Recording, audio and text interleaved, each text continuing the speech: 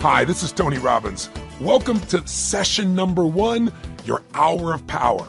Listen, I'm very excited for what we're going to share with you because I'm going to be sharing with you today, fundamentally, what changed my life years ago and the fundamental thing I do with just about anybody.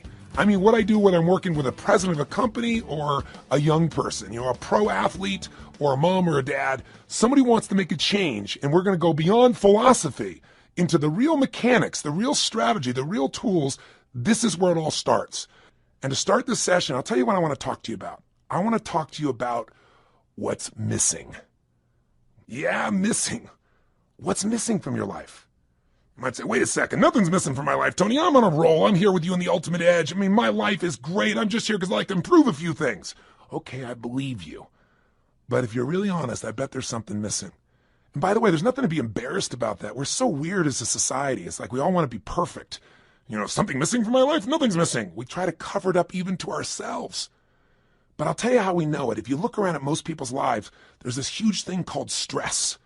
In fact, if you read interviews with people that do all these focus groups on politics, on business, on products, the number one emotion experienced by people in North America today, you know what it is? Anxiety. Not fear. Fear's not so bad. If you get fearful, your whole body kind of gears up and then something happens. Either you were fearful and you were right and you have to deal with the problem, or many times the situation gets resolved and you go, man, I was fearful and I didn't need to be, and the fear's gone. But anxiety is an emotion that most people carry with them every day. It's that feeling that never goes away. It never ends. It's a feeling that, man, if I don't run home and take care of all those emails and everything else, it's like it just gets piling up. It's more and more and more. It's the feeling that you never completely win, that you can't let go. Maybe that you can't even fully allow yourself to enjoy, much less just achieve and succeed. See, the goal of this first session of this hour of power is to get you not just to realize how extraordinary your life is and appreciate what you have, but also to decide on what you want and to make it happen by making the shifts inside yourself that are necessary. But to make that happen, you're going to have to recapture what's missing. Not only what you want and what you need, but if there's one thing missing from most people's life today because of the way we live and technology, it's time. I mean, think about it. Not just time, but time for yourself. Time to actually feel. Time to not just react to the constant stimulus. Time to sit down and dream or decide, this is how I want my life to be. This is what I'm committed to. This is how I'm going to live from this day forward. See, most of us are so caught up in making a living and reacting to the Crackberry or your iPhone or another set of emails or someone who's interrupting you in the middle of a conversation to take an email, on their phone, or the buzzing in your pocket, or the stimulus of 1,000 channels. All of this set of triggers, all our normal business demands we have from our families. We want to take care of our families. We want to make a difference in the world and be the strongest we could possibly be. We want to achieve and succeed and be happy. And oh yeah, by the way, we got to deal with terrorism, economies that go up and down. And wow, what happened to that stock market? What happened to that real estate market? Or man, that subprime crisis. Ooh. Or, what's happening in my business? There's all the normal stresses of the environment. And then there's how we've begun to live. And I'm here to say to you that if you will give yourself one gift, if you give yourself the gift a little bit of time to think, to feel, to be, to condition your body and mind to work together, the whole game can change. But if you don't, you can succeed like crazy. You can make it all happen and you can still feel empty. Have you been there? Where you made everybody else feel good and you were a super dad or mom or a business person and, it's all there, but you still got stress? And don't get me wrong, I'm not saying you're not going to have stress in your life, but I'm saying there needs to be some time for you. Do you agree with me on this? So if you do that, you can make this psychological shift that changes life, the mental shift, the emotional shift, and the physical shift. Because after all, what are we talking about here when we talk about an extraordinary life? Let's remind you, what creates an extraordinary life no matter what's happening in our life? It's this psychology. And by the way, are you experiencing extraordinary life? Are we living in a world of extraordinary life? Extraordinary resources, yes. But depending on where you live in the world, if you live in the Western world or, quote, the modern world, what you see mostly is stress. I actually live all over the world in 4 different countries. But my primary residence, where I'm from originally, is the U.S. And here in America, we're 5% of the world's population. but we consume 80% of the world's cocaine. I mean, that tells you something's missing. When you got to coke yourself up, drug yourself out, hype yourself up with more caffeine, distract yourself as much as you can with your iPod, your music, anything to just change your state, it's because there's some level of fulfillment that's missing. Don't get me wrong, all those things are wonderful, but they've got to be things that we don't rely on to be alive. Would you agree? You know, kids today are 10 times heavier than they've ever been. And when I say 10 times, I'm not exaggerating by much. We have more obese people in America and frankly in the Western world than any time in human history. We're not exactly starving for food. We're starving for wisdom. We're starving for fulfillment. We're starving for the emotions that we want. And so most of us turn to drugs. And it isn't always a medical drug or even an illicit drug, but rather it's the drug of food. It's the drug of distraction. It's the drug of alcohol or cigarettes or something to be able to just kind of cope with the stress that's in our life. But that doesn't mean we have a better life. It's just a break for a moment. And then we re-enter that same world. Part of my goal here with you in the Ultimate Edge, and even in the beginning of this session, is to set up a new game for you that you design, that you can win, and that you can condition into your system so that when things get crazy, bam, you can go there. And it doesn't require you to go to some external stimulus to feel that aliveness or to feel fulfilled or to feel at peace or to feel your center. So my goal is to get you to develop a couple of simple habits, to make a few simple decisions, to take a couple of actions that will begin to create a momentum for your life that will take you to the point where you will stand tall and say, I love my life. This is what I've always dreamed about. I am not willing to settle for less than I can be or share or create or give in my lifetime. And I want to take advantage of this incredible time to be alive, and I want to enjoy it to its fullest, and I want to make sure I contribute in a unique way. And 500 channels of television with nothing on but infomercials, and 8 million different forms of computers and music and email and instant messages and beepers and cell phones and remote access to the internet, none of that's going to transform your life. Your life is going to change if you do nothing because life is changing so rapidly around you. Your body's going to change whether you want it to or not as time goes by. Your relationships are going to change. People are going to die. People are going to pass on. People are going to change their beliefs and values. Everything in your life is going to change. You don't have to work at change. Change is automatic. Progress is not. To get the edge, you have to decide that you're going to make progress in your life. You're going to have to decide that you're not going to be one of those people just drawn by the river, and you also can't get off the river and just sit on the side because life keeps moving. You got to step in the river and you got to direct your course by knowing what you want for your life. Now, why don't most people do this? Because most of us are so stressed, we never take time for the thing that's really missing, time for ourselves. I mean, what's really missing is we don't ever contribute to ourselves. We're so busy taking care of our children and worrying about our spouses and our friends and making sure at work we're accomplishing the tasks on time. And the last person who gets taken care of is us. And we live in a society that's supposed to be so selfish, so many people talk about, but the truth of the matter is most of us are working so hard to make sure everybody else is happy that we aren't happy within ourselves. And so I want to talk to you about what's missing. Time for you. I mean, when do we really stop and feel? I mean, really feel, remember who we are and what we're about and what we want from our lives. Most of us never find that time. And so what happens to most of us is since we're constantly in the action of doing, you know, the old phrase, we're not human doings, we're human beings. It's kind of corny, but it's true. We don't take the time to be. And so what occurs is, out of the stress of doing, constantly competing, trying to make sure we achieve, we contribute, take care of the family, and we make everything happen, most of us to survive look for a way to stop and distract ourselves. And so we drug ourselves. And the drug isn't always regular drugs. We don't call it drugs. We call it food. Because you eat enough of that stuff and load up, guess what happens? All of a sudden you relax. You know, especially if you overeat, all that blood rushes into your stomach, you know, and you start to breathe again. Do you ever notice when you're going, go, go, go, go like this, you're not breathing very much? That creates just a bit of stress.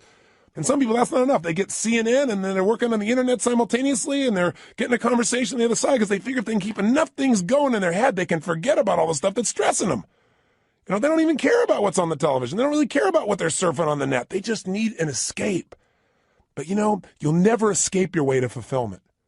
You'll never escape your way to joy. You'll never escape your way to an extraordinary life. The only way you get that is by deciding what that means to you.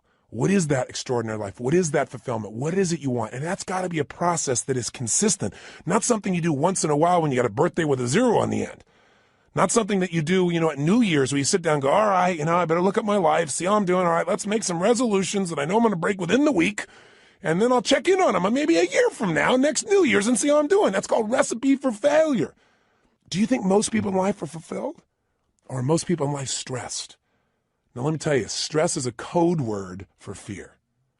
See, when somebody says they're stressed, that's because they don't want to say I'm fearful. No, I'm just stressed. I have all these things to do. Well, why are you stressed about it? Well, if I don't get them done, if you don't get them done, what? Well, then everybody will be upset. Well, what if they are a little upset? Well, well, then I'll have failed. Well, if you fail, what does that mean? Well, you keep on digging. If they fail, they feel like if they failed, then they're worthless. If they're worthless, they won't be loved.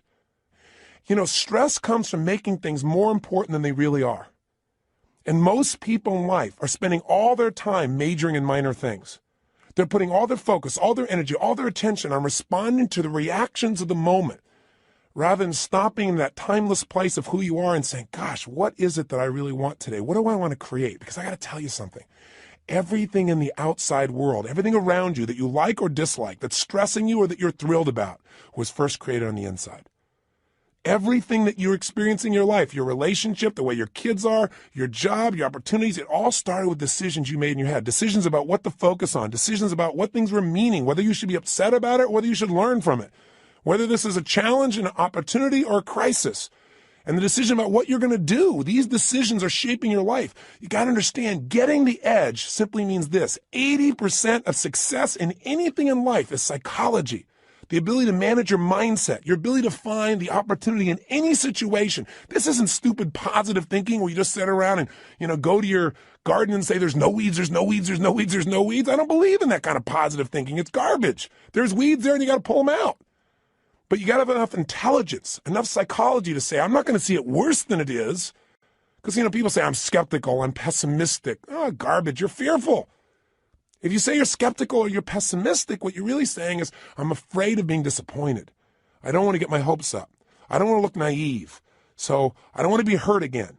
But I got news for you. If you're going to have an extraordinary quality of life, if you're going to get the edge in life, where the passion and the juice and the joy and the fulfillment and the happiness and the love and the family is, where the Quan is, like Jerry Maguire talked about, right? Where you got it all. You got the love, the respect, the connection, the contribution, the money, the fun, the fame, the whatever. Whatever your definition of the ultimate level of life, that edge comes when you master your mind and your emotions. But you know what? 20% of your success is mechanics, and they do play a role. And sometimes our mechanics are getting in the way of our psychology. Sometimes we've structured our life where there's no time to think or be. So you say, okay, if you ranted and raved, what am I supposed to do? All right, you start to kind of say, I should take some time for myself. Where am I going to find that? I got to get up. I got to take the kids to school. I got to make it to work. I get it all done. I come back home. I got to pick them up. I got to take them to dance lessons, to soccer. Well, then I got to work on my homework. Then I got to answer all my emails. When am I going to do this stuff? Stop. We all get what we have to have. That's it. The most basic principle getting the edge is for you to understand and for me to remember, for all of us to remember, we all get our musts, we don't get our shoulds. Everybody's got a list of shoulds. I should take time to work out. I should take time for myself. I should actually go on a diet. I should make more calls. I should just allow myself to listen to some music and meditate a little bit. I should do my taxes. But most people doing this stuff, they just what I call should all over themselves. And you don't want to should all over yourself.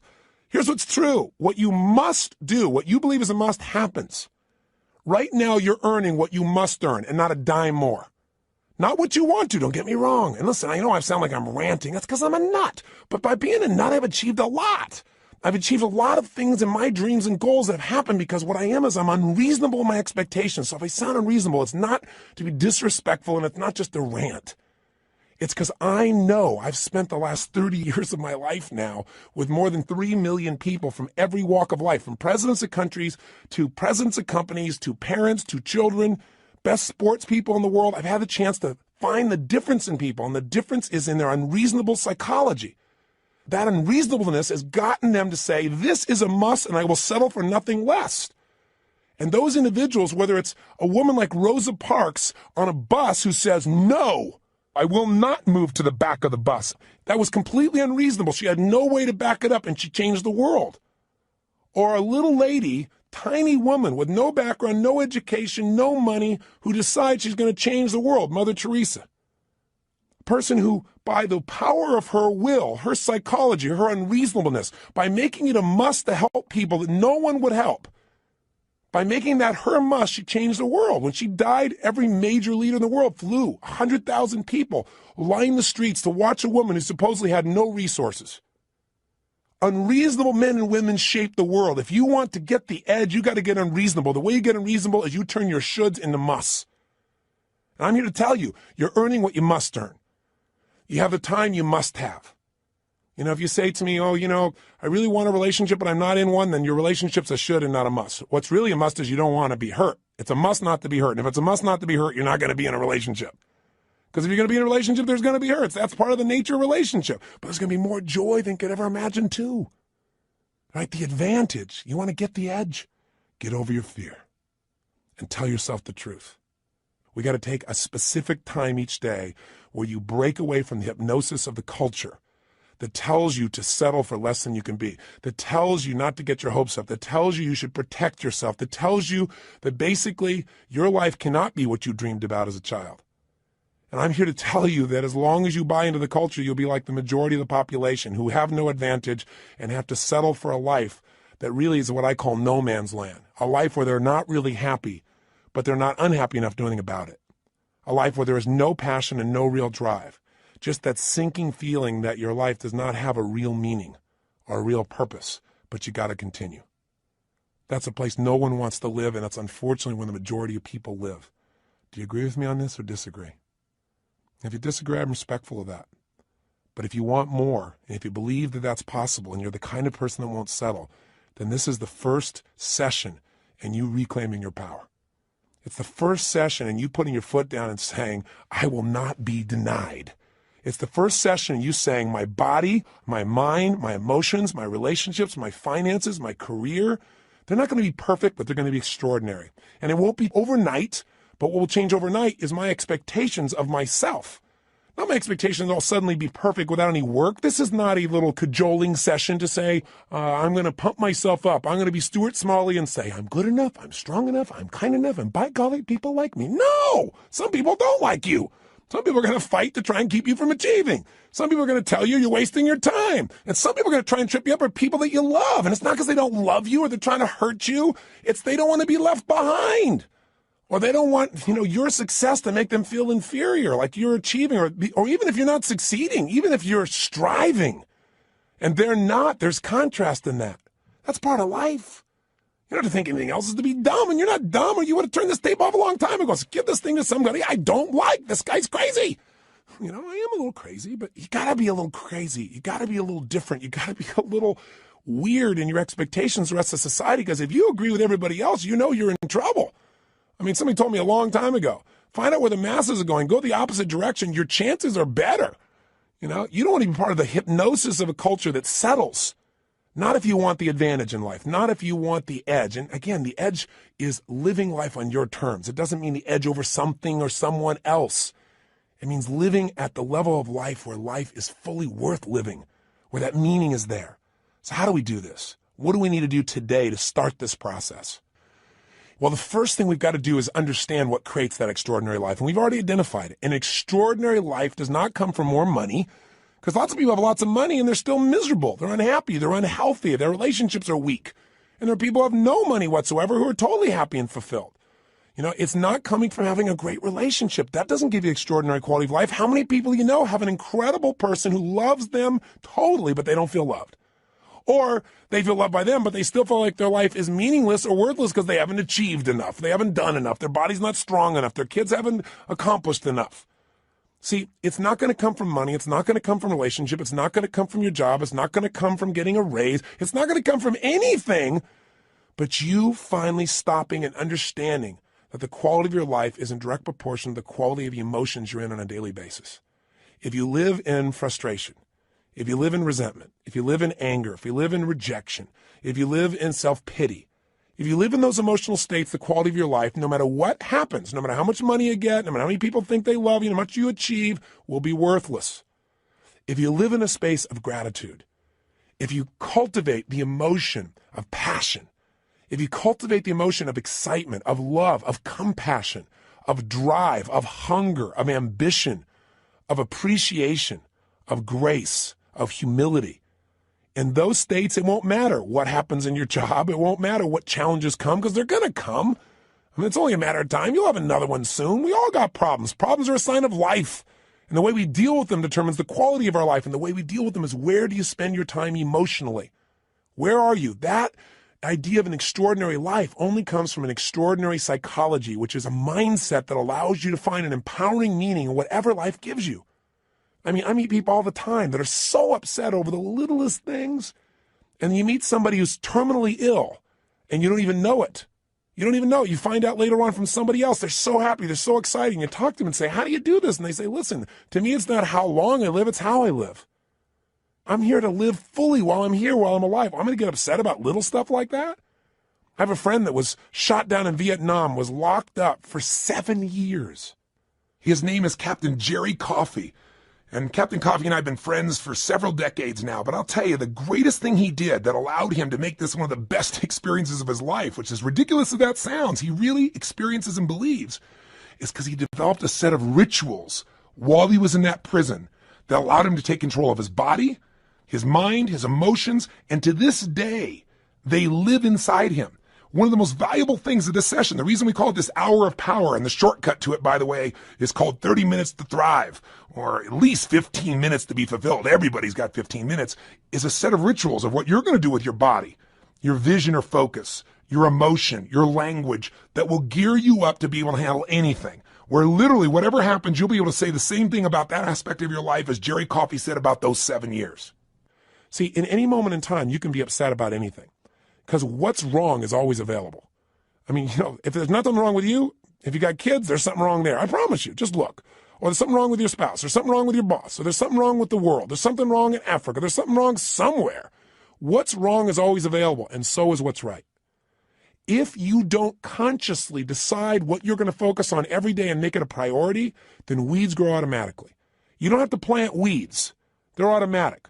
You don't have to worry about gravity. Something's going to pull you down unless you use your will to stand up and move. You go, well, it's just natural to be down all the time. Well, then it's natural to lie on the ground, right? But how we have an extraordinary life is we resist the natural forces.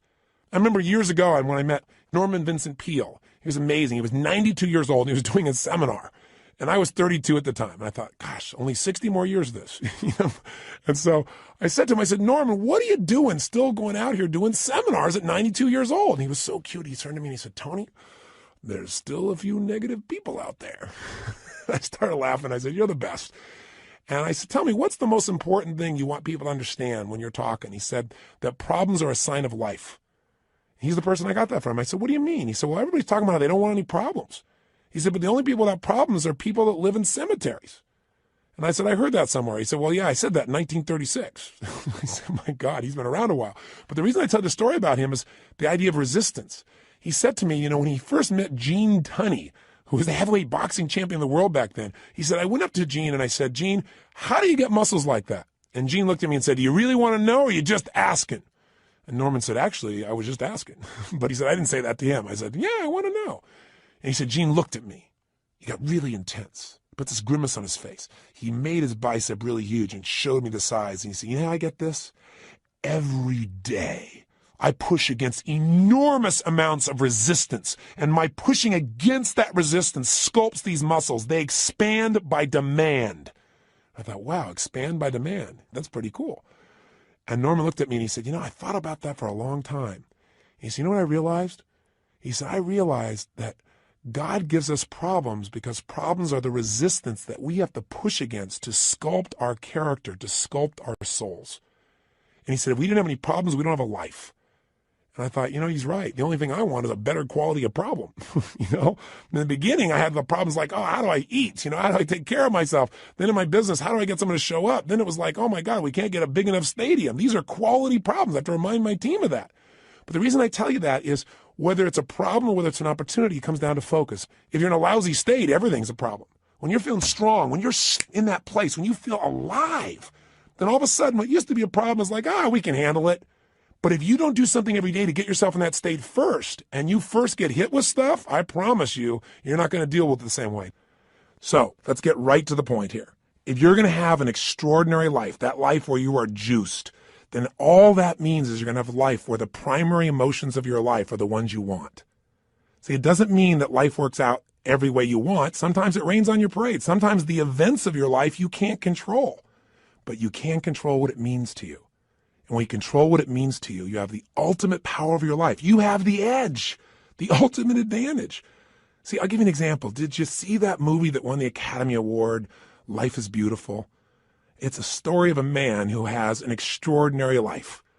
Not because he has more money than anybody else, not because he's in a situation where everything is easy, but because he's alive. He has this joy about him. And by the way, if you've actually ever met Roberto Benigni, the man who plays this character, you know that he lives this way day to day. You know, he was authoring this thing from himself. He's such a joyous guy. And when he won the Academy Award, you never saw so much emotion. He was like a little boy, and everybody loved it because nobody else has the guts to be that way. Or they've forgotten what it feels like to just feel, to be alive. What makes him extraordinary? An extraordinary psychology, an extraordinary mindset, an extraordinary way of looking at the world. And in the movie, the man has that, doesn't he? And who does it affect? Everyone. Everyone within the realm of his influence. His wife feels like the most cherished person on earth, and so does he. Because when you give that kind of love and that kind of joy, people give it back. It's infectious.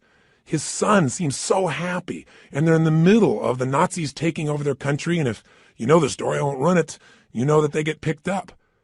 And there's such a connection amongst the family that the wife is not being sent away, and she gets on the train with them. And they're in the middle of this camp. This man with his extraordinary psychology figures a way of looking at the situation for his son, presenting it so that his son sees it as a game. Isn't life a game anyway? Instead of this horrible situation. And because he has that perspective, in the end, his family survives. See, if you want your family to survive, if you want them to succeed, if you want them to have joy, if you want your kids to have a lasting love, if you want to be able to give gifts in your life and not just take care of yourself, then you got to have an extraordinary psychology within yourself. It's not where you live physically, it's where you live internally. There are two worlds, the inside world and the outside world. We can't totally control the outside one, but we have absolute control of the inside one. But you know what? Most of us are too busy to take any time to check out and see how it's going on in here. Or we just accept it as this is the status quo. This is who I am. This is my life. Or I'll get to it later. Mañana. I got to handle this first. Something else that's not so important. I want to invite you, my friend, to take the time to say, I'm going to have every day an hour of power. Every day I'm going to have at least 30 minutes to thrive. Or 15 minutes to be fulfilled, for God's sakes, where I'm going to take those 15 minutes and I'm going to focus on everything I'm grateful for. I mean, if we're going to have a life, we got to have time. And the time has to have some specific things we do, and one of those is gratitude. If you want to know what's the quality of your life, how much time do you spend in gratitude? How much time are you grateful and appreciative to the point that emotion wells up in you? I'm feeling it now. I'm so grateful to God. I'm so grateful to have the privilege to serve you right now. So if you can get to that state, everything changes. I'll give you an example. If you think about being fearful, when you're fearful, you're not grateful. And everybody's got fears. Fear they're not enough. Fear that it won't work out. Fear they won't be loved. Everybody's got that at some level unconsciously. We're human. So you can put the fear aside when you're grateful. I don't just mean intellectually. Yeah, I'm grateful for this. I'm grateful for that. I mean stopping, thinking, seeing, and feeling. So I'm going to walk you through a system that includes gratitude. Every day of our life, we got to have a vision. Every day of our life, we got to have something that excites us. When people tell me, oh, I'm bored, I'm tired, that thing is boring. No, you're boring because you don't have something that excites you in your life. You haven't come up with a vision. You haven't come something to move towards. We all need something that's going to make us use more of who we are, our courage, our passion, our joy, face our fears, build our emotional muscles. But you don't build emotional muscles when you do the same thing day after day after day. What you get is a life that's unfulfilling. So we've got to have a vision. So every day I'm going to take you through a simple process that'll get you to expand your vision so you have a compelling future, that thing that makes you want to get up early. There's a reason. You got to have a reason. And, I have friends that have sold their companies. One guy sold his company and made almost $1 billion in cash, about 800 million plus. And, he was so excited for about 2 months, maybe 3. But you know what? After that, there's only so much time you want to sit on the beach by yourself because everybody else is working, and doing something and being productive. There's only so many cocktails you can take. There's only so many, movies you can watch. There's a limit to it. What he needed was a new vision. Anytime you achieve a goal, as you get close to it, you better set up the next one real quick, because otherwise it's kind of like postpartum. You were looking forward to that baby, and now you got him. And sometimes in the middle of the night, you're going, what did I do here? Have you ever had that experience? I got 4 kids. I can relate. I hope you can. But you know what? You also have the experience on the other side of it. It's so wonderful. It's kind of like you got to have a vision for what your life's about now. Without a vision, people perish. And you got to have a daily vision that'll excite you. Otherwise, life becomes mundane. And there's nothing worse than an okay life. I told you, you're not going to have that when we're done here. I promise you, if you get this little habit, you won't have to settle for a mundane life. What people are going to go is, what happened to you? Because there's an excitement in creation.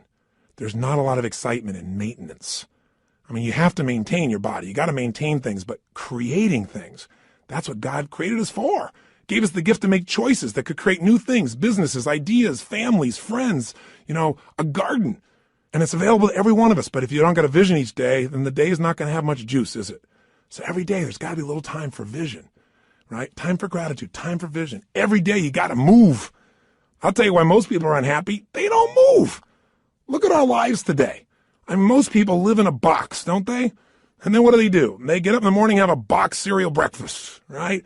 And then they get in their box and they drive. And sure enough, they drive to their box office. They go up a box elevator. They type on a box. They talk on a box. They have a box lunch. They drive their box home. They turn on a box to be entertained. And maybe they just really go for the variety and have a cylinder to try and change their state.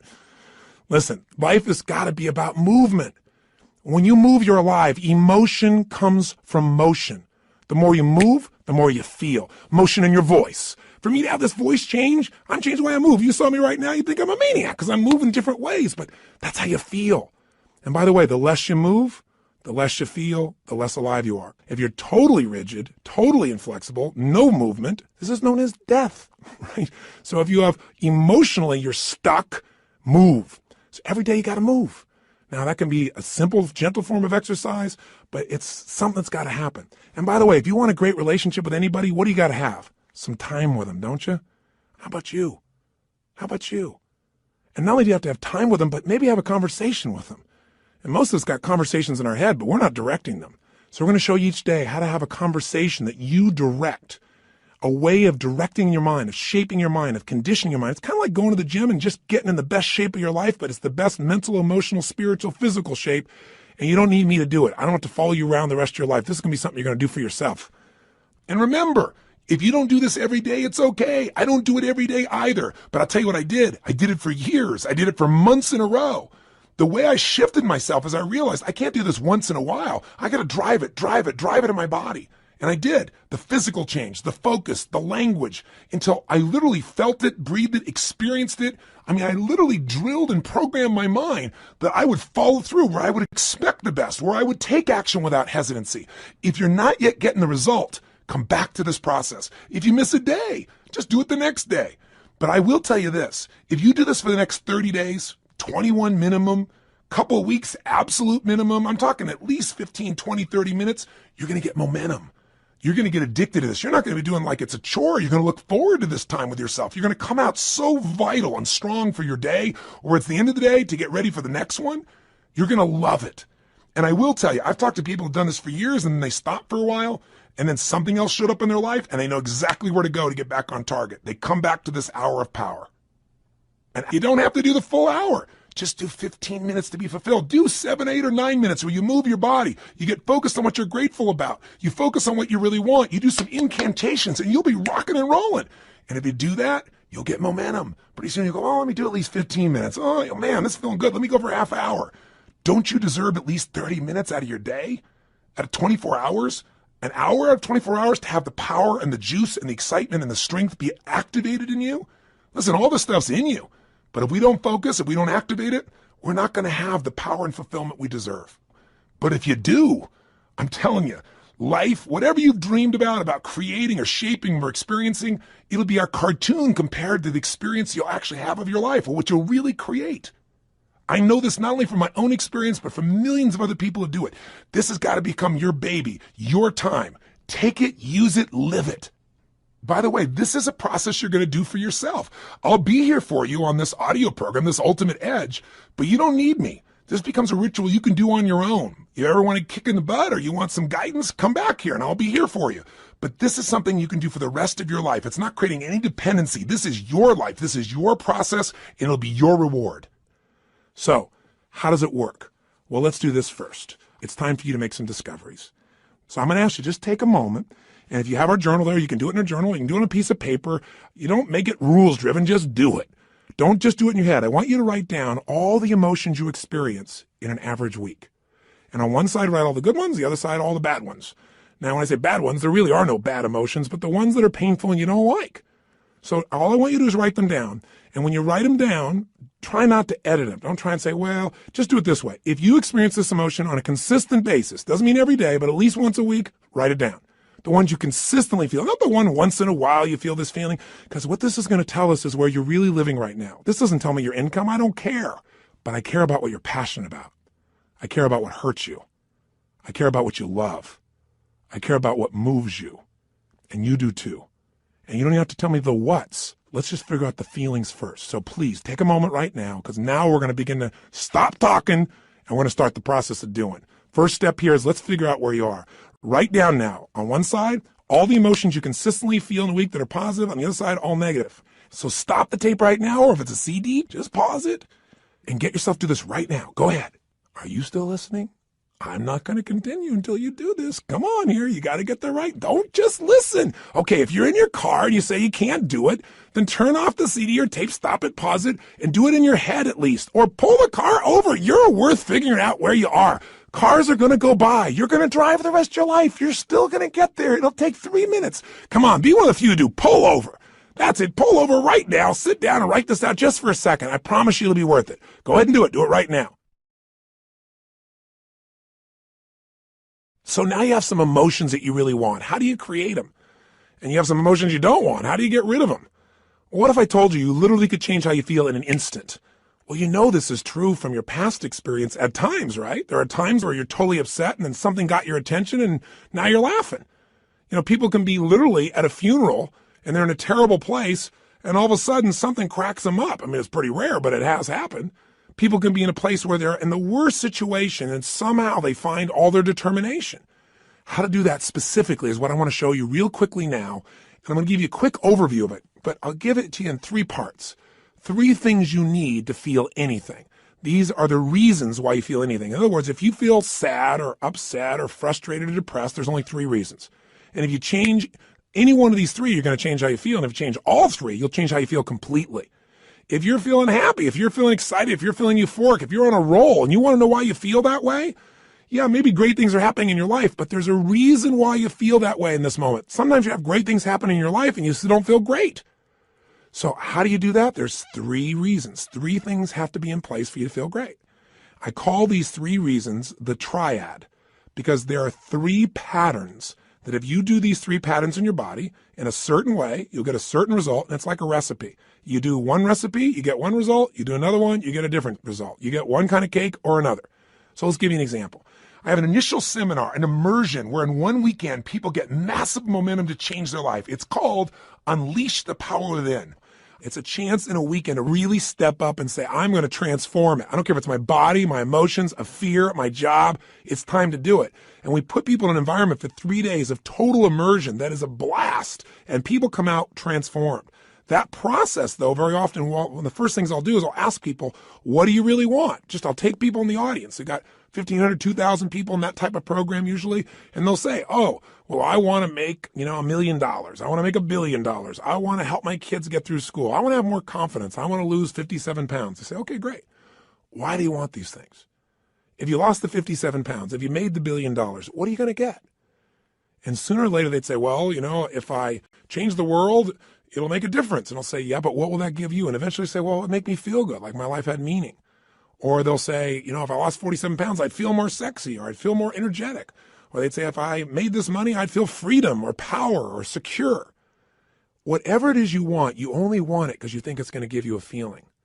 And the truth of the matter is you can have that feeling right now if you just change these 3 patterns I'm going to tell you about. So the first pattern that determines how you feel is not the event, but what you do with your body in this moment. Right now, you're feeling, whatever you're feeling right now as you're listening to me, is related first to how you're using your body. If you're slumped over, if you've not been using it, if you're tired, you probably feel different than if you're listening to me walking right now as an example.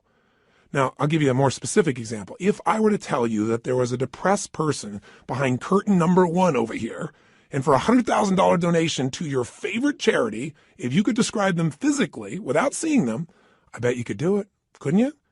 What's their posture like? Say it or think it at least. You can say it. No one's going to hear it. You're probably in the car. You're walking. People talk on phones all the time. They don't know what's going on. Speak to me. Seriously, what's their body like? First, their posture's probably what? Slumped. Where are their eyes? Down. Where's their head? Down. What's their breathing like? Full or shallow?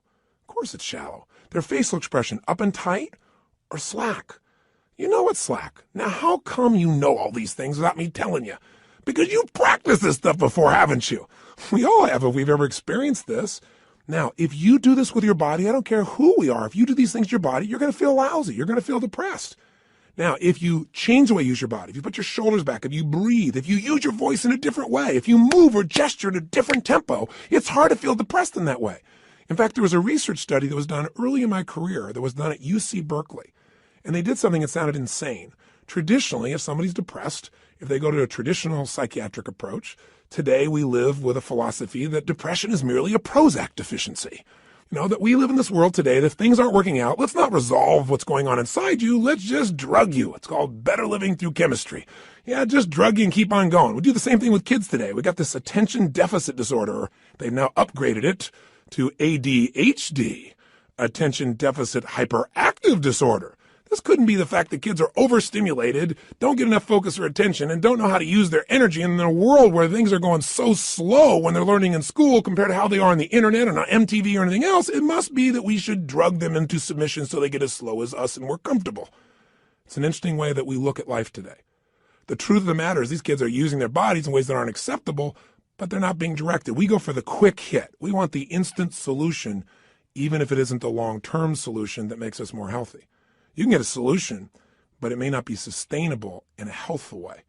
The bottom line is, in that approach, we usually drug people. So at UC Berkeley, they tried something different. No drugs.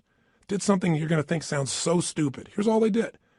They came up with a simple approach. They took people that were clinically depressed. This means you achieved high levels of depression. You've got certification now. You are clinically depressed. You are an achiever at the depression level. This means you've practiced this pattern on a regular basis. And they took them, and by the way, I know I'm sounding obnoxious right now. I'm not trying to make depression sound like these people are terrible, because I felt it in my life a long time ago too, but I don't go there anymore because I know exactly what creates it. And I want to break the pattern of us thinking we're not in control. So please understand where I'm really coming from. But the point is, here's what they did. They had people come for 4 weeks, stand in front of this mirror that has 3 parts to it, and do one silly thing. Grin from ear to ear. And they had to make them smile for no good reason for 20 minutes. Now, when they're doing this, they had a grin so big that they created crow's feet on the side of the eyes. You know, that little set of lines you're smiling so big? Now, interesting, they keep their shoulders back while they're doing this and breathe fully. You go, dumb idea. But what happened? Not a single person was able to remain depressed, including a woman who claimed that she was depressed even while she slept, which is one heck of an accomplishment. And you know what's interesting? At the end of these 20 days, many of them had no need for medication anymore, and that's all they changed. Only one part of what we call their triad. Just the physical part. That's how powerful it is. See, if you rise up, if you move up, if you use your body in a totally different way, you're going to feel different. Emotion is created by motion. See, we have 80 muscles in our face. How many of them are you using consciously? Are you doing anything different with your body so you can feel different? Or do you do the same things so you feel the same things? You look at your list you have written down there. That list represents a few patterns that you do in your body on a regular basis and you don't even think about it. And whenever you do it, you're going to feel it. Some make you feel good when you do that. Some make you feel bad. By the way, when you think about a movement, to breathe, you got to move. To sing, you got to move. To speak. If I start talking like this, I'm moving organs in my body in a different way than if I start speaking more like this. And I said, hi, I'm Tony Robbins, and I'm going to share with you now how to have an extraordinary life during the next 7,000 hours of this program. You go, turn this guy off quick.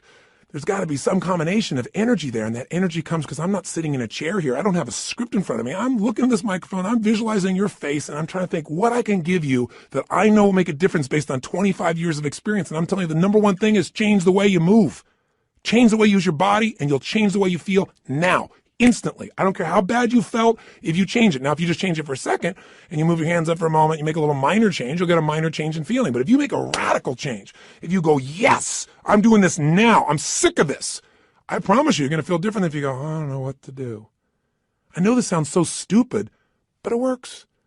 And you know what? The best study of life is what works, even if it's simple. It's nice to have things simple. Why do we have to make it so hard to feel good? Here's the second part of the triad. The second part is the pattern of focus and belief, and they relate to one another. See, whatever you focus on, you're going to feel whether it's true or not. Have you ever had an experience where somebody did something, or you thought somebody did something? Even better example. You heard, you thought they did it to take advantage of you. And as you focused on that, you got angry or sad or hurt.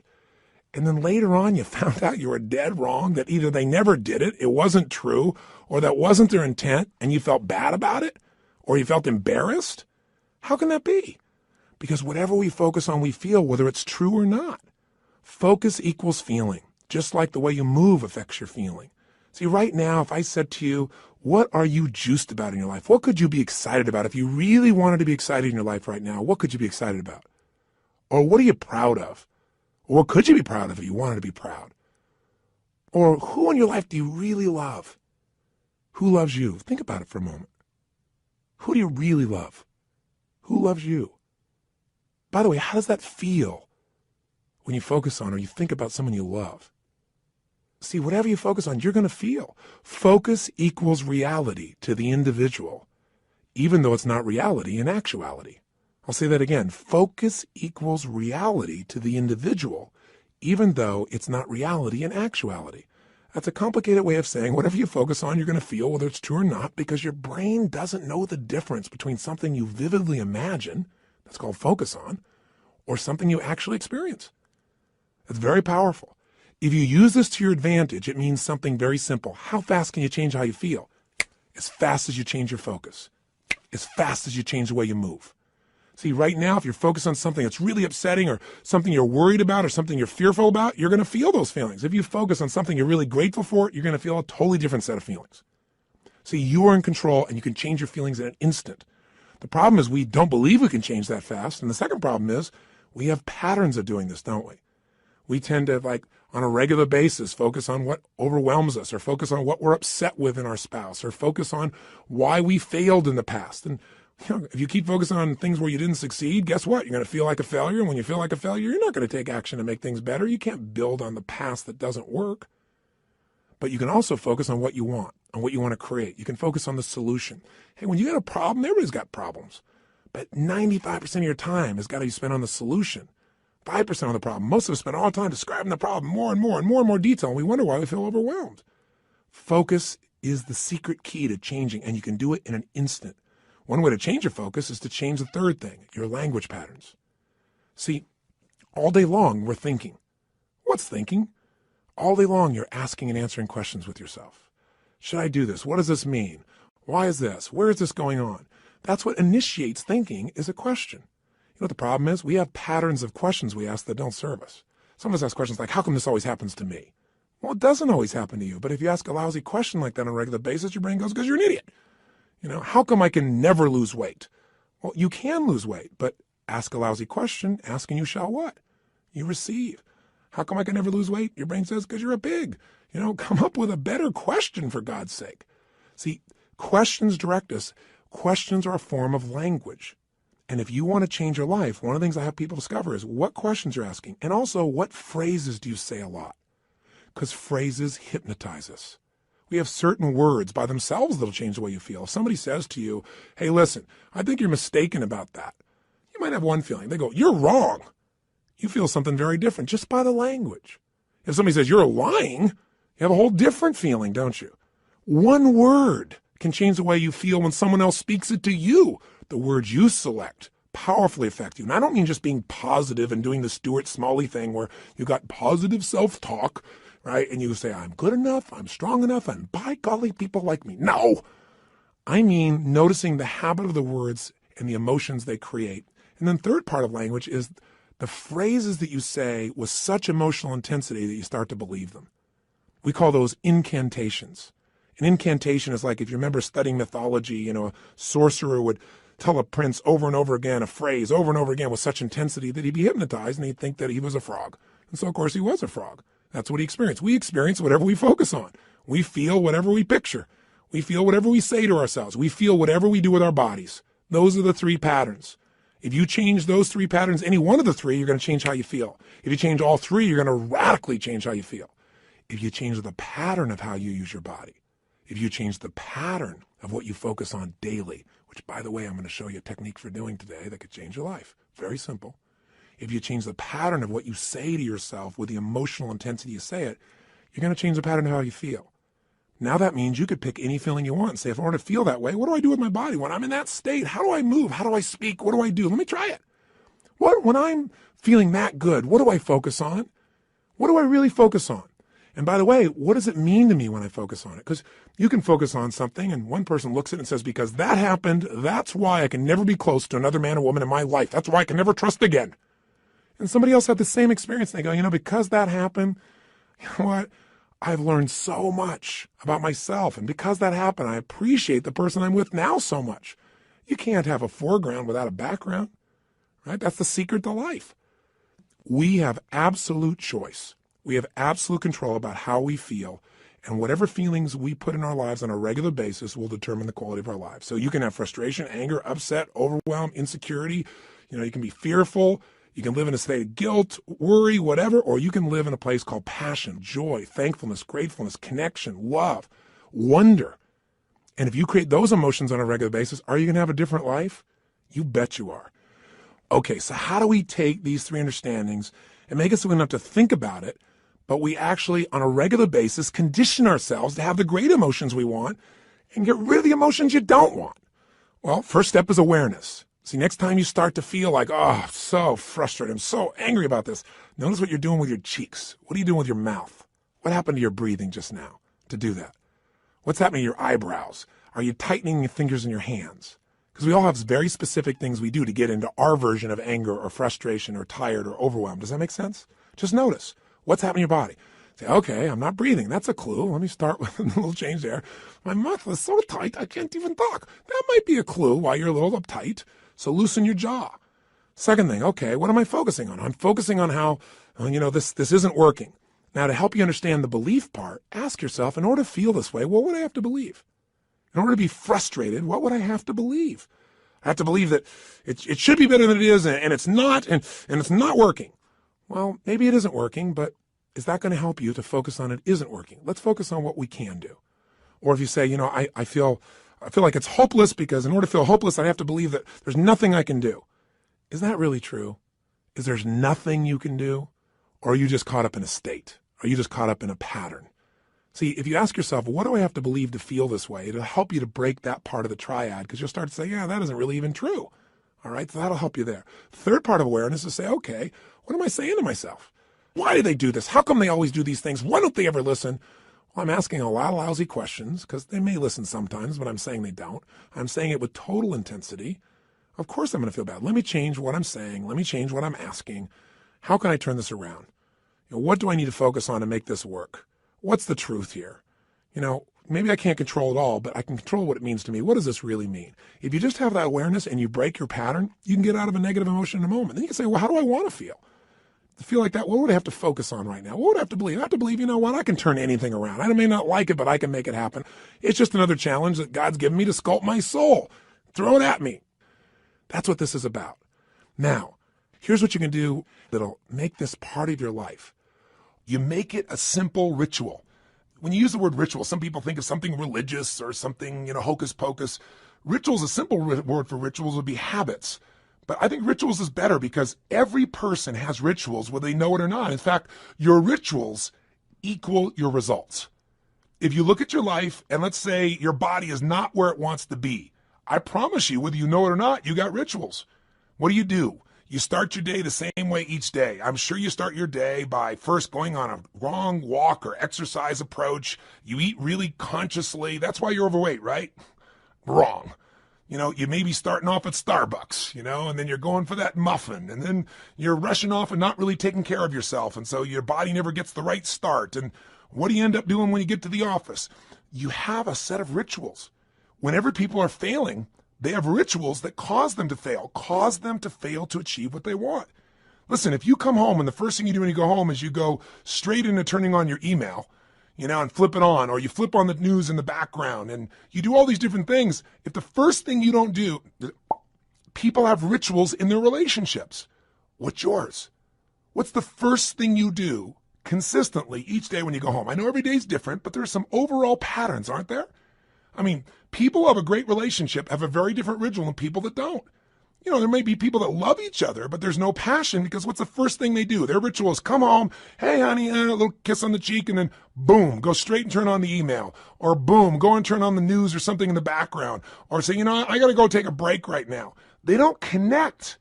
They don't have some ritualistic way to connect that produces energy and excitement or playfulness or fun. You meet a couple that are really in love, they have fun things. The first thing I do, and I'm not saying we're the ideal, but this is the weird thing we do. I come home, the first thing happens, the door closed, I go, Lucy, because I remember as a kid watching Lucy and Arnaz, and sure enough, I Love Lucy. My wife is a crazy mofo. My wife is a crazy nut, right? That's why we're made for each other. And it creates a different tone, a different energy. And then oftentimes we do different things, but all of a sudden I'll say, where are you? And she'll hide. Or she'll come running at me, we haven't seen each other for years, playfully, we hug and twirl. We do this stuff all the time. I mean, I'm making this up. People go to my personal assistant very often, and the most common question she tells Sage and I is, I've seen them in the seminars, I've seen this environment. I mean, they're not like that really all the time, are they? I mean, that's how bad our society's become, because most people's rituals do not produce playfulness. They don't produce passion. They don't produce sensuality or teasing or flirting. It happens with somebody at work, but maybe not with the person you're in love with at home. See, rituals shape your life. So what this is about is discovering a set of rituals that'll make you stronger for every area of your life. But I want this also to become kind of a trigger for you to say, okay, if I'm not thrilled with a certain part of my life, what's my ritual in that area of my life? What are my financial rituals? Is it avoidance? Do I really get focused on it? Do I pay attention to it? Because if it's not working, you got the wrong ritual. Find someone who's succeeding and find out what they do differently and do that, and your life will change. That's the essence that we're starting with. So we're going to give you a simple, fundamental ritual we call the Hour of Power, or 30 minutes to thrive, because everybody's got 30 minutes, or at least 15 minutes to be fulfilled. So what does it look like? Here's what it is simply. At the end of the session, there's another CD you can actually take with you on a walk. You can go and make this process happen, and I'll guide you through it in case you forget how this works, but it's pretty simple. It has 3 parts. Here's what you're going to do.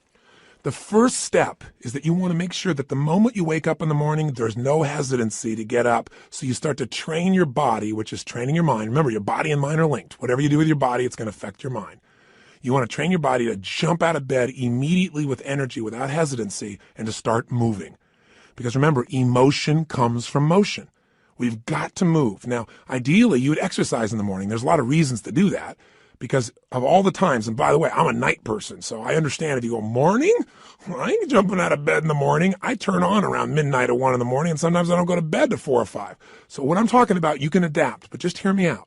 The ideal time to work out is in the morning, because if you exercise in the morning, you turn on your metabolism and you have it for the whole day.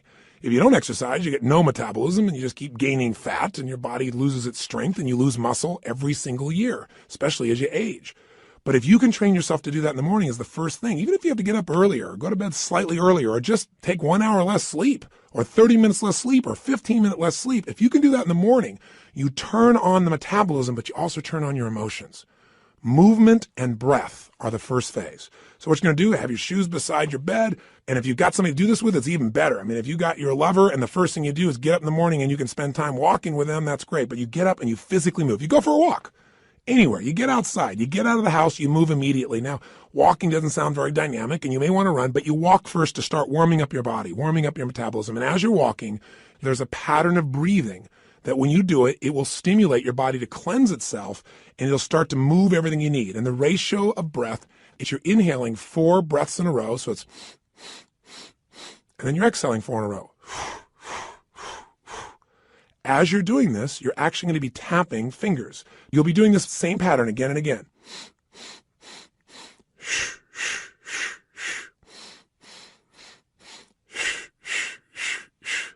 This pattern of breathing will alter your state. You will literally, after doing this for about 5 minutes, begin to feel radically different. Now, you're going to inhale through your nose, as you probably heard, and exhale out your mouth.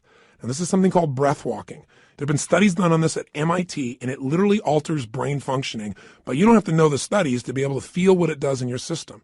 So all you're going to do is for the first 5 minutes, enjoy yourself. Get up. You don't have to worry about, oh, I got to run right now. My back's sore. You just get up and you start to walk. You walk for about 5 minutes with this breathing pattern. Step 2, you get grateful and you begin to visualize. So in phase 2, what you're going to do now is you're going to cultivate the emotion of gratitude. What you're going to do very simply is, remember I said fear disappears when you're grateful. The minute you're grateful, you're rich. When you have everything in your life to be grateful for and you don't feel that emotion, you got nothing. You're poor. So this has to be a daily emotion. It's like the antidote to all the stress, the antidote to all the frustration. But you got to cultivate it, because if you go into a state of depression on a regular basis, pretty soon your body goes there automatically because it's conditioned, it's trained. It's like what we call anchoring it. By going into that physiology, by breathing, and by visualizing. So what you're going to do is you're going to focus on and ask yourself, what are all the things in my life I'm grateful for while you walk? So you're outdoors, you're moving, so your pattern of physiology makes you feel good. Now, as you're moving, you're thinking about everything you're grateful for. And I usually start with a circle. I start with myself right here and my wife, Sage, and I think about all the things I'm grateful to God for in my life, my health. I start to think immediately, okay, my family members, and I think about them and I send love to them. I make this spiral of thought going out. And then I think about my close friends and my close business associates, and then all the people I get to serve through my work in the world. And I just expand it. You think of moments you're grateful for.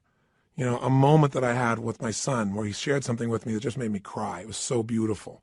You know, there are moments in your life. So what are we doing? We're moving and breathing. That's changing your physiology. We're being grateful. That's a focus. And so now you change your focus. And now what you focus on is everything that you really want in your life, but you focus on it from the state as if it's already been achieved. I honestly start just giving thanks for it as if it's done. I am so grateful that that business deal has come together the way it has. So what I do is I begin to see it as if it's already done. Because remember, your brain can't tell the difference between something you vividly imagine and something you actually experience. So I see it. I feel it. I think about it. I feel the emotion as if it's already achieved. The more you can program your body and your mind and your emotions that something's achieved, your brain can do things you're unaware of. And if you focus on what you want continuously, you'll move towards it. Whatever you focus on, you move towards. Most people are focused on what they're afraid of. So as an example, when somebody's out of control in a car, they immediately look at the wall they don't want to hit. And of course, as they look at it, they steer right into it. The same thing happens in life. Wherever you focus, that's where you go. Don't focus on what you fear. Focus on what you want and make it real. The more certain you are that what you want can happen, the easier it is for your brain to figure a way. When you say this is important, your brain starts noticing anything that'll get you to what's important. And if you believe it's already happened, you know enough about life that when you have that kind of certainty, your brain will find the way. Now you start focusing on today. What do you want to create today? You think about meetings you're going to have. What do you want to make that happen? Instead of going, oh, I got to go to this meeting. What do I want? Most people think about what they have to do. Think about what you want to do.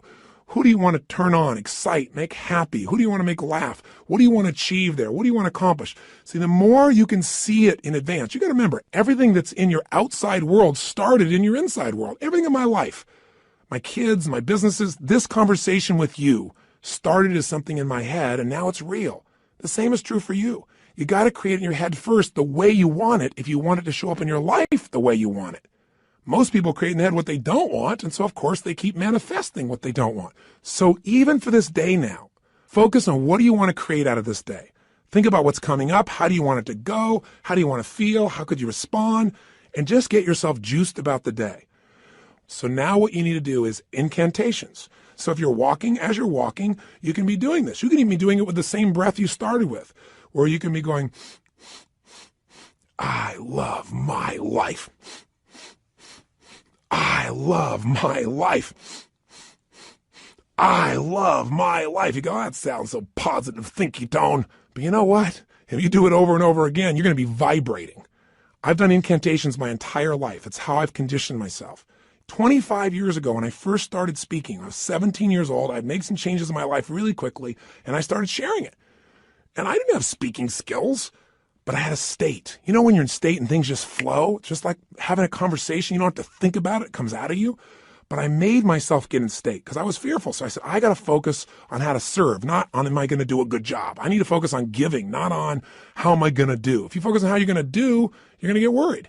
So I created an incantation, and I've done it for 25 years before I go on stage every single time. If anyone's been backstage, they'll see what I do. I make a big change in my body, take an explosive breath, shh, and I do this thing I call a power move that stimulates my body so I'm at the strongest state I can be. Second thing I do is I do my incantation. And what I do is I say this. I say, I now command my subconscious mind to direct me in helping as many people as possible today to better their lives by giving me the strength, the emotion, the persuasion, the humor, the brevity, whatever it takes to show these people and get these people to change their life now. And I do it again and again and again. Now I can do it once today, and I'm there because I used to do this literally for 45 minutes driving someplace. I'm driving my old Volkswagen Bug, and I'm supposed to do this speech to share with people how they can do these things. Or I'm supposed to meet this person one-on-one. And I would literally chant this out loud. Now, why do you do it out loud? Because if you go in your head, that doesn't affect you. Speaking engages your physiology. And when you speak with certainty and intensity, it conditions you.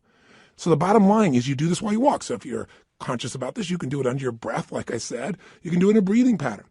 You can do something simplistic like, every day and every way I'm getting stronger and stronger. As you're jogging, as you're walking, every day and every way I'm getting stronger and stronger. Some old phrase from an old book from years ago.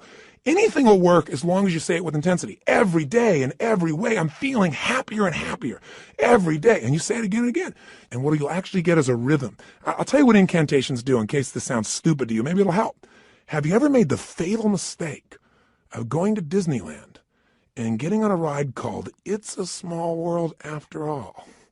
If you have, you know the power of incantations, because what's stuck in your head for the next 3 weeks? That song in 37 languages, right? Or if you hear a song and you get it in your head and you can't get it out, and it goes on and on and on. Well, this is a way to get the right idea in your head and condition it, but not just the idea, the feeling. So now what you need to do is exercise, ideally 20 minutes, no less than 15, 30 even better. And if you can do 45 minutes, that's wonderful. And that's how you get to the hour. And so at the end of this hour of power, you want to celebrate. You want to say, my God, I got myself to do this thing that set me up for victory. Now, you won't have to work at celebrating, I promise you. You'll feel so good, you'll be vibrating, especially if you did the incantations. Now, this process, you might say, well, I'm not going to run 5 times a week. And you don't have to. You can just go on a walk.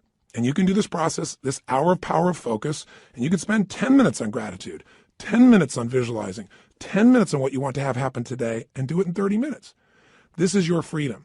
But I can tell you, if you'll give yourself an hour, where 15 or 20 of those minutes are based on these 3 things: massive changes in your physiology that make you feel great, massive changes in your focus that make you focus specifically on gratitude and specifically on what you want to have happen and feeling like it's already been achieved, and then massive changes where you push your body to be stronger and you make some incantations, you say some phrases over and over, at least 5 or 10 minutes of it, you will have conditioned your mind, your body, your emotions, and your spirit will soar. And now you will deal with problems radically differently. There won't be problems, there'll be challenges for you. And more importantly, you'll be excited to connect with people. You'll be excited about your projects. You will affect people around you in a different way because you will have an extraordinary psychology. Now, by the way, these fundamental rituals, they really come down once again to doing something to change your body, something to change your focus, something to change your language. And where did I come up with this? Well, the biggest changes of my entire life have always been engaging those 3 forces. I mean, I've called it the triad then, or the hour of power, but these are the things that changed me. When I was in my very early stage of my life and my mother and father got in this major conflict and my mom got really upset, so she kicked my father out, and you get a sense of who was the power in the relationship by that description, don't you? But the bottom line is she thought I was on his side, so I went out next, and it was Christmas Eve, and I had to figure out how to survive. And so one of the things I did was I stayed at some friends' houses. I dealt with, I lived a pretty intense and crazy life at that stage. I was 17 years old, and I was working as a janitor. And I worked in a place called San Marino, California, and I was living in a city called Azusa. I was still in high school, and I would literally take buses to be able to get to this place in San Marino. I worked with two banks, Security Pacific Bank and Lloyd's. And I love being a janitor because I could work in the middle of the night and you got paid for results. Instead of lollygagging along, man, I kicked butt. I went in there, put, the equivalent of my iTunes on, but in those days, it was this big 8-track portable player. That shows you how ancient I am. But I carried it around from room to room, and man, I just kicked butt. And I got through that thing, they gave me 6 hours to do, and I think I used to do it, if I remember right, like in 3.5 or 4. But it took hours to get there, hours to get back. Not just one bus, but I had to make connections on them. So long story short, I'm doing this, I'm not getting much sleep and getting up in the morning, going to school, and I'm burning out, but I'm still sticking with it. And I'm upset with my mom because I feel like she is not listening to me. And frankly, this is not an attack on my mom. Thank God she did this. This made me so strong. At the time, I hated her guts, honestly. But, she was pushing me in ways I didn't really realize at the time. You don't always understand as a kid. I just had my own story about it. But all I knew was I was trying to survive. And the bottom line of the story, and the reason I'm telling you this in terms of rituals is this. I'd finish maybe 1:30, 1 o'clock in the morning, and then I'd get out there and I'd jump on that late night bus and start the long journey home. Well, interestingly enough, on this night, I get out there and I'm waiting for the bus, and I'm going, I know I didn't miss it. And I kept my eye out on it because, I couldn't afford to miss the bus. It's the only bus till morning or, I don't know when, hours and hours later. I never discovered that, but I knew I had to be on that bus. And nothing came. An hour went by and nothing came. An hour and a half went by. Now I don't know the real time. I can't remember honestly, but somewhere around 2:30, 3 in the morning, and I'm freaking out. And so sure enough, guess what? Somebody comes by and goes, "Hey kid, what are you doing?" And I said, "What are you talking about?" This man, he said, "The buses aren't coming," because I was sitting on the bench. He said, "There's a bus strike." So what do you do? I didn't have any friends with cars. I couldn't, quote, call home and get a lift. So I finally thought, I got to get home. And I started walking. I thought, at this pace of walking, I am never going to get there. So inside of me, something just snapped. Something got mad. Something got intense. And what I started to do is started to jog. I thought, I can't jog all this way home. And then something inside of me went, you're going to find the way. You're going to find the way. And I started doing these incantations. In those days, I'd just started reading these books on programming my mind, some of those old basic books. And I started, as I was jogging, going, every day in every way, I'm getting stronger and stronger. Every day in every way, I'm getting stronger and stronger. And then after doing this over and over again, it became like an addiction. You ever had one of those songs get stuck in your head? Did you ever make that fatal mistake of going to Disneyland and riding on that ride called It's a Small World After All? And then that song is stuck in your head for like next 3 weeks in 167 languages. Well, this can happen in a positive way. This incantation, I kept changing. I'm getting healthier and healthier. I'm getting stronger and stronger. Honestly, I think in the very beginning I went, I'm going to show her. I'm going to show her. It was anger initially, honestly. I'm going to show my mom she can't stop me kind of thing. And then it converted into joy. I ran from San Marino to Azusa. How long is that accurately? I can't tell you to the exact mile, but it's roughly 12 miles. I'd never run 3 miles in my life. But I want to tell you something. At the end of that run, I never felt stronger in my entire life. I felt like I could storm through anything. Nothing was going to stop me. And that created a whole new momentum in my life. And what was it? Physiology, focus, and language at the most intense level. And literally to this day, when I have faced things in my life over the last 20, 30 years, I can pull back up that moment, that experience without even thinking about it. It almost gave me, it's like it made that fundamental muscle. Now, after that time in my life started to take off. And eventually, obviously, mended things with my mom and my family, and everything became beautiful. And equally importantly, I grew as a man. I wasn't a stupid boy who was just focused on himself. I really started to shift how I could contribute, how I could grow, how I could make a difference. And in a short period of time, at a very young age, here I was, a very successful young man. I was written up in newspapers and magazines. My nickname was Wonder Boy. My ego started to grow real big, And the interesting thing happened was I then got beyond my comfort zone. I started feeling that third pillar. I didn't call it then, but I started feeling these inner conflicts.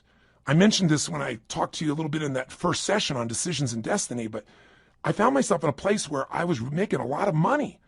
And I grew up very poor. And I had this blueprint, this mindset that said, man, I've gone through, 3 divorces with my mom. I've seen these men come and go. All of those arguments were based on financial stress. That's the story I had in my head. Obviously, it was more than that. They had conflicts in their values and their beliefs, but I simplified it to that. So I thought, man, if I can earn enough money, I can make everybody happy. Love will be there. It's not what happened. I went back and started hanging out with my friends, and all of a sudden they started like, yeah, you got money now. And I had all this judgment. I was never doing it for money. I was doing it because I wanted to make a difference, and I wanted to have some financial freedom too. So you know what I started doing? I started to sabotage myself. I didn't do it consciously. I did it unconsciously. Started not showing up for key meetings, started showing up late, started snapping at people. And I'm a loving guy, and I'd feel bad about it. And then I'd apologize to the person, but then I'd go do it again. It was like unconsciously. I wanted to get back to where I knew everybody would be okay with me. They'd be okay if I was successful, but not too financially successful. And the bottom line is, if you've heard the story of my life before, people come up and say, how did you change your life? When you're back there in Venice, that's where I was. I lost everything financially. I moved into this cheap little, one-room bachelor apartment, not a bedroom, just one room. I was living in that room. I had my little cooking plate I had. I used to wash my dishes in the bathtub.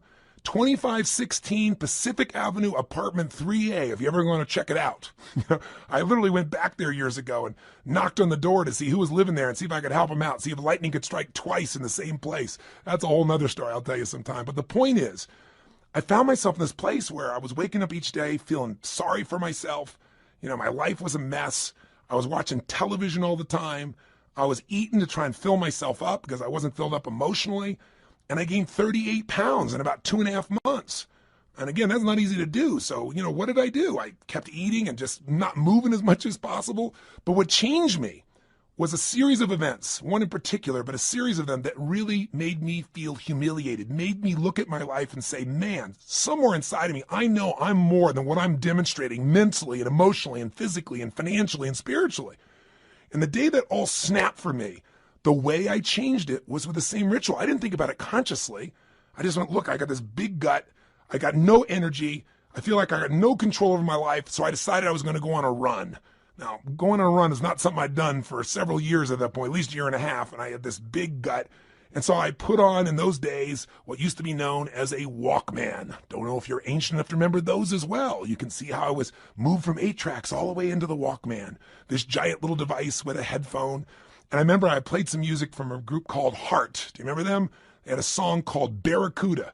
And I got on that beach and I ran as hard as I could humanly run until I felt like I was going to spit up blood, and I kept on doing it. I didn't know what I was doing at the time, but you know what I was doing. I was making a big change in my physiology. And I used the music to put myself in a peak state of focus. And when I was done, I took out this journal. I wrote a line down the middle of the page, and on one side I wrote everything I was committed to having in my life. Everything. And the other side I wrote everything I'm committed to not having in my life, which is most of how I was living. The relationship I was in, the way I was living physically, the way I was financially. I didn't even know how I was going to change, but I had an absolute vision for what I wanted. I was in a peak state physically, and I started doing incantations. I started doing these. I started going, God's wealth is circulating in my life. His wealth flows to me in avalanches of abundance. All my needs, desires, and goals are met instantaneously by infinite intelligence, for I am one with God, and God is everything. I remember it so vividly. I'm not looking at some script right now. I remember it vividly because I did it day after day after day. And I didn't just say these over and over again. I visualized God's wealth is circulating in my life, and I see the wealth of God coming to me in the form of love and joy and connection and making a difference. His wealth flows to me in avalanches of abundance. And I'd imagine avalanches of joy, of happiness, of impact, of money, of love, of fun, everything. I'd image it. I'd feel it in my body as it was happening. God's wealth is circulating in my life. His wealth flows to me in avalanches of abundance. All my needs, desires, and goals are met instantaneously by infinite intelligence. And I would say it with that intensity and see it. For I'm one with God, and God is everything. Over and over and over and over again, till I would wake up thinking these thoughts. God's wealth is circulating in my life. I would feel this connection to God. I'd feel this connection to nature. I'd feel a sense of abundance. And sure enough, whatever you focus on, where focus goes, energy flows. I started looking for answers. What did I do? An hour of power. And I continue to do this today. Anytime I want to strengthen myself, and sometimes I'm not even trying to strengthen, I just want to get in the state of momentum, I go and do my hour of power. And I do it different ways, but it always includes a change in the physiology, my focus, my language, my sense of vision and gratitude.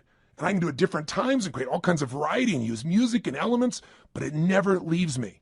And by the way, I promised to tell you exactly what Pat Riley did. I said, how did Pat, when he lost the second game of the NBA championship, 2 in a row, and he's looking at his players and he sees that they don't believe they can turn this around. And all the media saying only 2 teams in history have ever been able to come back from 0-2 and win the championship. And you don't have a historic team here. It's not like you have the greatest players in the world on your team.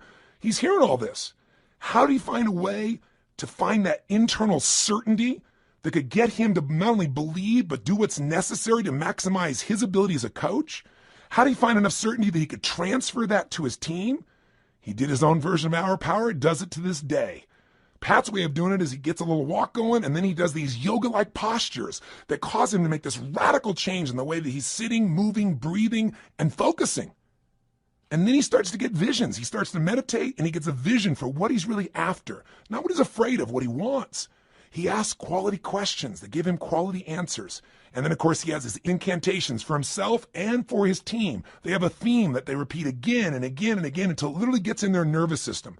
One of Pat's most fundamental belief systems that he uses as an incantation with his teams as long as he was a coach was simply this: we are the best conditioned, strongest, toughest, most disliked team in the league. Because he wanted to be so strong that they could face anything. And all these guys get that in their body day after day after day.